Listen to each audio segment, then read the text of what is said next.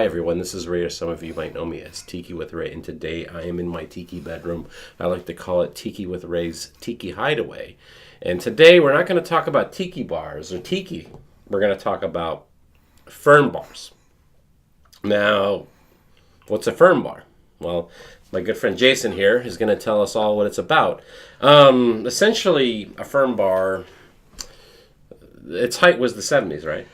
Yeah, they're from what I've gathered, the main time was the 70s. The earliest one that I've found anything about was 1965, Yeah. and then one of the major ones came about around 1969, and then by the mid 80s they were kind of frowned upon and going away, or they'd kind of morphed into family casual restaurants. Yeah, T.G.I. Fridays. Well, it's funny because I remember going to T.G.I. Fridays, and that would have been the mid 90s. But by that time, it's a restaurant. Right. A Ruby Tuesdays and Applebee's. It's essentially a restaurant that happened to have a bar, but back at the beginning, TGI Fridays was more of a bar. Right. So take us back to the very beginning. Give or take 1965, there was a guy named Alan Stillman living in the Upper East Side of Manhattan, and he was wanting to meet the ladies, as most young men do. Okay. And it turns out that at that time, the way that you met single women was you pretty much had to go to cocktail parties, which were, for the most part, private affairs. So not only did you have to get an invite, but you had to keep a little notebook to know what was going on. As in, okay, well, this cocktail party's on Thursday night, this one's on Friday, this one's on Saturday, this is the address, this is the time, and you had to show up, and that's how you mingled, because most of the bars were not amenable to young single women.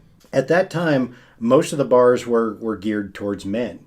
And in fact, if women were at bars, they tended to have a fairly bad reputation, or they were already settled down with somebody. The lower end bars were mostly for working stiffs, and the higher end bars were for the more upper class types.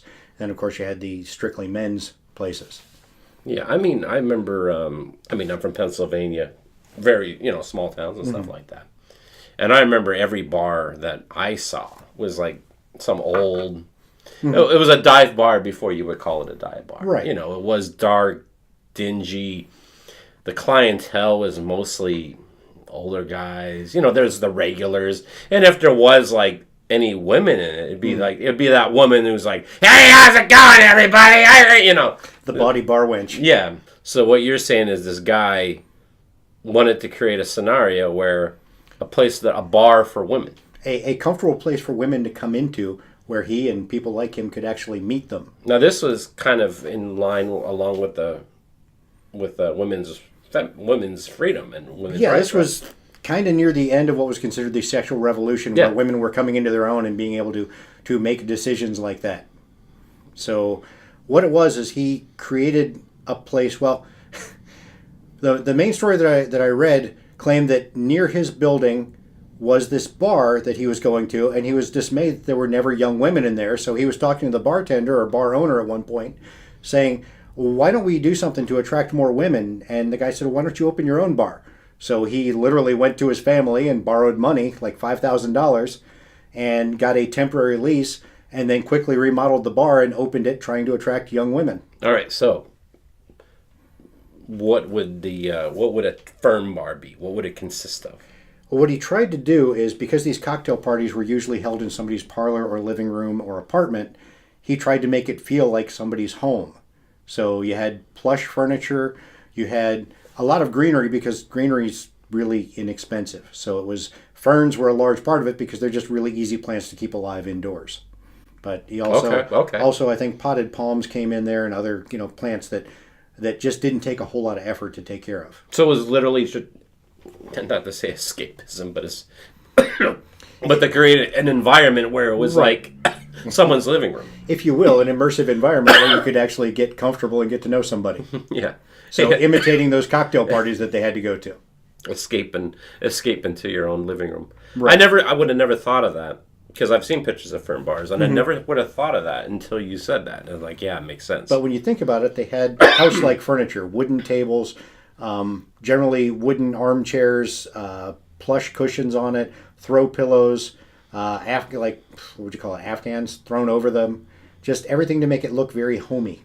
One thing I noticed too about these bars is they were open. Mm-hmm. A lot of windows. Yes. As opposed to a tiki bar where there's no windows. Or Everything was so that it would be comfortable and not scary. did And it okay, I gotta ask a question. So when this guy was putting this together, did he talk to women and say, "Hey, what would you like in a bar?" See, nothing. Or did he just come up with it? Yeah, He nothing just that I assumed? read really said that. It was just like he tried to create this comfortable environment, and then throw in foods that would be comfortable or acceptable, and drinks that would be sweet and flavorful, but not bracing or challenging. So the food was definitely part of the equation. From what I've read, yes. But these were, again, I mean, I'm coming in in the 90s where essentially these were restaurants. But what you're saying is at the very beginning, they were bars. Yes. Full on, it was a bar first, food secondary. It was a place for singles to mingle. Well, how did it do? Apparently, it did super well because eventually there were at least 2 more bars in the same area, to the point where police actually on Friday and Saturday nights would have to close off the road because there were so many people going to the bars that it messed up traffic flow. Wow, really? And then, give or take 1967, I believe, had an opportunity to work with some businessmen and branch out to Memphis and I believe Nashville, Tennessee, to open the next 2 T.G.I.F Fridays. wow. Oh yeah, this first one was the original T.G.I.F Fridays, with the concept of thank God it's Friday because you're planning for these cocktail parties you're going to go to. Wow. So was T.J. Fridays the first Fern Bar? That's what everything that I've read seems to point to, that the T.G.I.F Fridays in Manhattan on the Upper East Side in 1965 was the first actuation of a Fern Bar. Maybe not the perfect, maybe not the end archetype, but the first thing that would have qualified as a Fern Bar. Is there any other better version of what a Fern Bar? The one that usually gets called the first Fern Bar was a place opened by a guy named Norman Hobday in San Francisco, known as Henry Africa's. Okay. And Henry Africa's? Yeah, from what I've read, the guy was a promoter to the tune of almost like a Don the Beachcomber, like a Ernest Beaumont Gant kind of guy. Okay. Which is kind of interesting because in later years he legally renamed himself. Really? As Henry Africa. Henry and that's Africa. what people knew him as. They knew his other name also. Wow. But he became known as his bar, just like Don the Beachcomber did. Yeah. That's crazy. So the height of the Fern Bars was in the 70s. Give or take, yeah. And then what happened? How did it go into the 80s? By the 80s, it looks like it become more corporatized. So cutting corners, drink quality went down. Everything just kind of, when you do a facsimile or a copy of a copy of a copy, as it became more common, the concept got more watered down, the quality got lower, and people, I think, just kind of took it for granted, much like anything else. Do you think discos and disco kind of took away from that business? Because I would assume that you get into into the 70s, and especially into the later 70s, singles would more so meet at a dance club. I think they kind of probably work together because I don't think it would be very easy to have a conversation at a disco. That's true. Much like any loud club, you don't really talk. You might meet people, but you're not really going to talk to them. Yeah. Well, I guess that. Whereas this whole thing was to get people to encourage to hunker down and get to know each other a little. Wow. And the idea that it was acceptable and comfortable for young women to go to, without having to be invited to a cocktail party. Wow. Do you think? But you think the reason why the whole thing kind of died over time is just more of the commercialization of the whole thing, more so than the idea itself?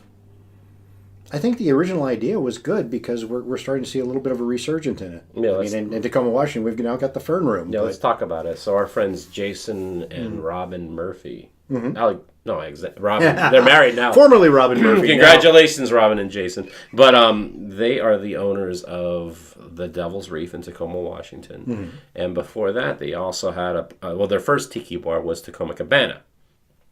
So Tacoma Cabana is shut down, is done, and then they resurrected it as the Fern Room. Now, so I think this is interesting because it's like what they're doing with the decor and music is they're creating this. It's almost like a time machine like you're going into the 70s. Right. Can you tell the audience what the Fern Room is all about? Yeah, it's Jason and Robin's idea of a creamy, dreamy, mellow environment where you can just go in and relax and get actually well-crafted cocktails that are probably much like, if not better than, what would have been at the original Fern Bars. Would you call those novelty drinks? Sort of. I mean, you could say they're gimmick drinks. There's something where it was a relatively simple drink, fairly quick to make, but it had some sort of a flourish or at least an exciting name. A lot of the names have a lot of innuendo to them, like a Harvey Wallbanger or a Sex on the Beach. How involved were some of these cocktails? Were these easy to make, or were these these craft cocktails? Were some these of the earlier precursor ones, to some of the earlier ones seemed to be more craft, where they would have fizzes where they were whipped with egg whites or something like that. Yeah. But over time, they went to more prepared, inexpensive syrups and mixes that were generally non-perishable, and that's where the flavor and the quality went down. Wow. And also, as these places became more popular, more common, there's a dozen of them in every town. The training regimen, the actual giving a crap about the product you were putting out, of course, goes down because you start to take your clientele for granted. Around 2010, Martin Cate did some research. Yes, he He did. was giving symposiums on the creamy, dreamy world of Fern Bars. Yeah. Martin Cate did a symposium at TikiCon 2018, and Right. I went to it. I learned a lot. He actually had samples of the drinks. I'll be honest with you, it wasn't my thing, but I could respect the whole idea. I love the fact that like the bars, the spaces were definitely unique. I think if there's going to be a resurgence of the Fern Bar, is when these places were being created back in the 70s, say. Well, that was the decor in the 70s. But I think what's going to give the bent is now if you're going to create a Fern Bar, the idea is to create a setting that would look like it's from the 70s. So it's almost like a time machine. Right. The escapism is to go back as if you're like in the 70s. The big turning point was around 2015. A bar called Oleander's opened in the Williamsburg, Brooklyn neighborhood. Okay. And 2015. 2015. Okay. And this one was a pretty high end, but they tried to attract a casual crowd.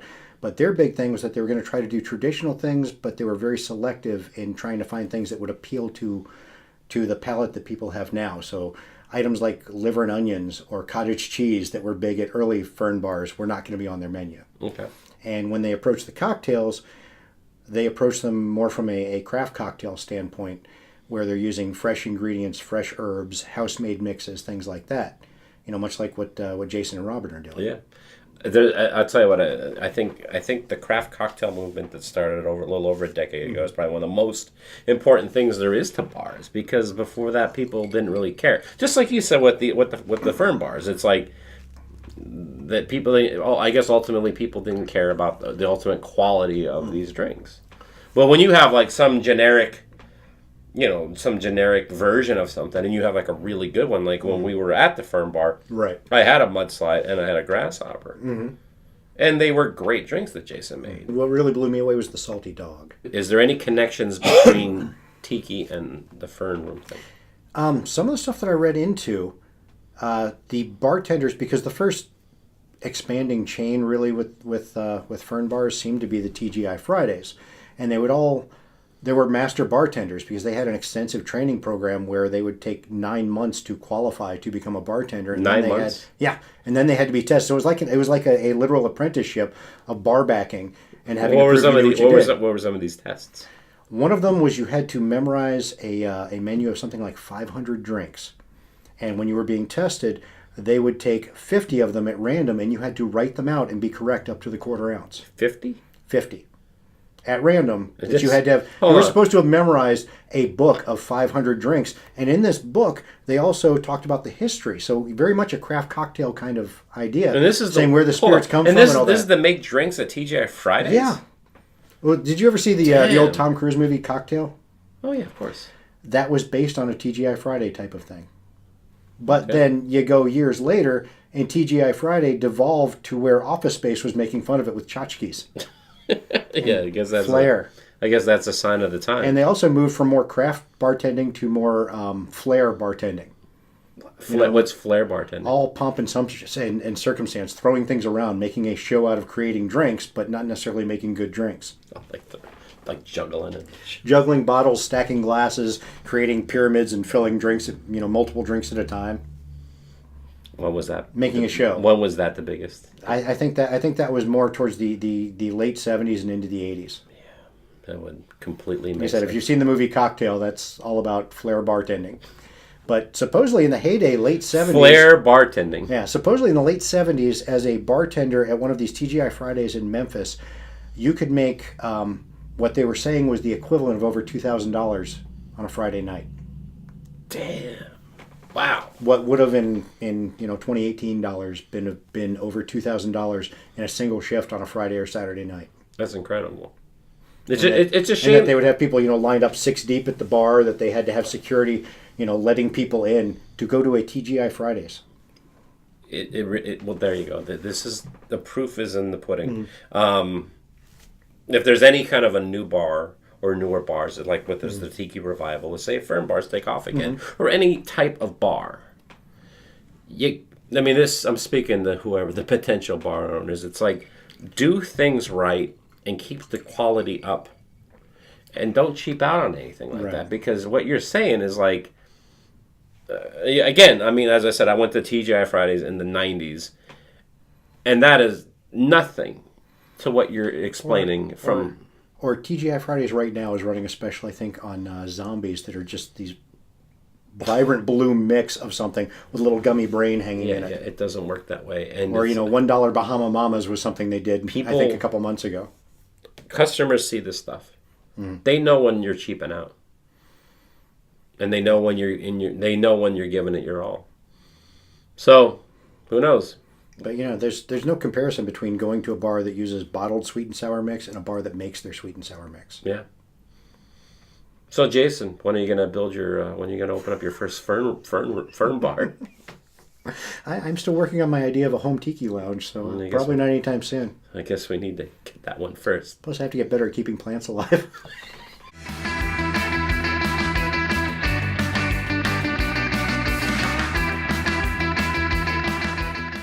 Susan gave this to me.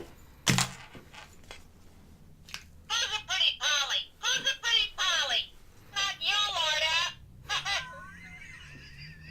Just because, or... Hey, you!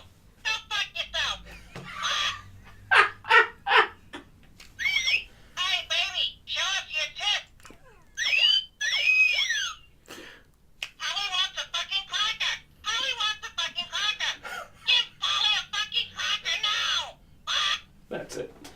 Is that the full range? That's it. I don't get paid, but I get compensated. I was gonna say. I get compensated with talking parrots that talk shit. Hey gang, this is Tiki with Ray, and I just want to say thank you very much for checking out my video. I hope you enjoyed it. And if you want to see more episodes, click on the subscribe button. And if you liked the video, give it a like. That would mean a lot to me. And if you have any comments or suggestions, please leave a comment in the comment section below.